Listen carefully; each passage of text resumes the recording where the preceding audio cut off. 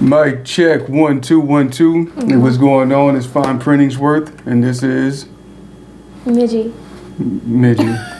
As it says right here. Hey, what's good, everybody? I hope everybody's doing great. Today we're gonna do something a little bit different. Let me make sure I'm looking right here. That's where the camera is. So we're gonna go ahead and switch things up and welcome you into our lives a little bit more than what we already have. We're about to have some fun. Talk about one of our guilty pleasures. Right, we're about to talk about one of her guilty pleasures.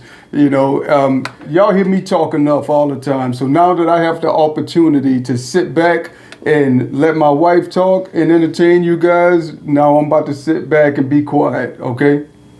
Okay, so Love is Blind fans, before you go any farther in this video, if you have not watched all 6 episodes of season 6, the new season they just released, stop the video right here and come back whenever you've watched all 6 episodes, okay? Because there will be a little bit of spoilers. Now, if you're not a Love is Blind fan, if you made it to this point, keep watching because, I mean, who doesn't love us? Yeah, there you go. I mean, you can enjoy what we're doing, what we're talking about, but what you got for them?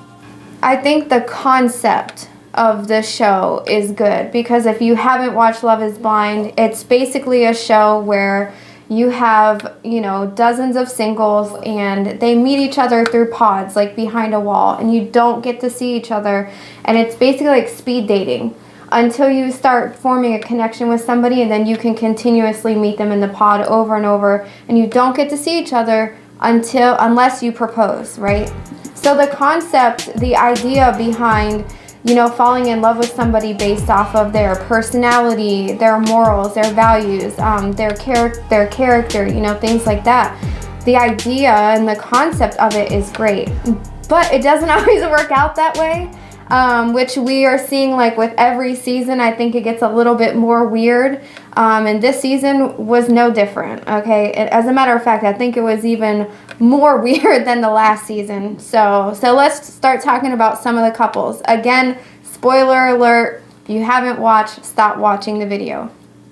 So let's talk about Amy and Johnny, okay? So nothing really stands out to me about that couple at all. I think, you know, right, the last episode that we watched, they were in the Dominican Republic and they seemed like all lovey-dovey and this, that, and the third. But I feel like it's just a surface level connection, because one of the things that Johnny, for me, was a major red flag was, remember when he said in the pod about, oh, if this was 2 weeks ago, like I would have dumped you or whatever he said. Right. When he was talking about the something to deal with her brother. Oh, yes. You know, she's very close with her brother and he's autistic. You know, he's being taken care of by her father at the moment. However, if something happens to her father, then she's next in line to take care of him. And so she's talking about this whole situation. Mind you, she's an extremely sweet woman. Mm-hmm. I personally don't see anything wrong with her. However, you know, she's getting emotional and she's crying about the situation, thinking about the moment or the time that something would ever happen to her brother or to her father, where she would have to take care of her brother. And Johnny is like, oh, you know, he's like kind of responding to her, and then he's like, oh, if this was like 2 weeks ago, then, you know, I would have left you right here. I would have stopped the conversation right here. Right. And first of all, as soon as he said that to me, you know what I'm saying, I had to hit him with the max like our dog does. You know what I'm saying? I was like, what do you mean? It was just very bad timing. Yeah. You know, like I could understand if you're having like a heart-to-heart with somebody and just be like, dang, you know, like this would be really hard to take on. You know, like even saying something in that way would have been way easier. Like, oh, if this would have been 2 weeks ago, I would have just written you off. Like, that is a little wild to say in that moment. Yeah, I don't think that he was thinking it all the way through, or, you know, or whatever. I think he was just yapping, you know, but he said that, and it probably went past some people's heads, and they probably didn't even pay no mind to it. But as soon as I heard it, I was like, what did he just say? Why would he say that? That was definitely so, weird. You know, ever since that part, I was kind of like, oh, I don't know about that guy. Yeah, so as of right now, you know, they had a great time in the DR as far as where we are in the show. But I don't know.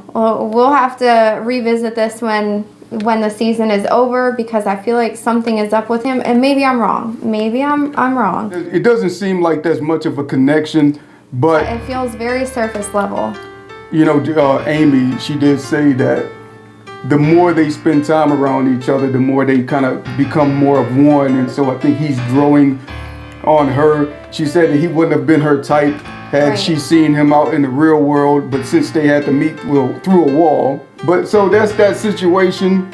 We'll see how that goes. Not our favorite couple at all. They're kind of boring, you know, and yeah. So anyways. All right. So couple number 2 that we're going to talk about is Brittany and Kenneth.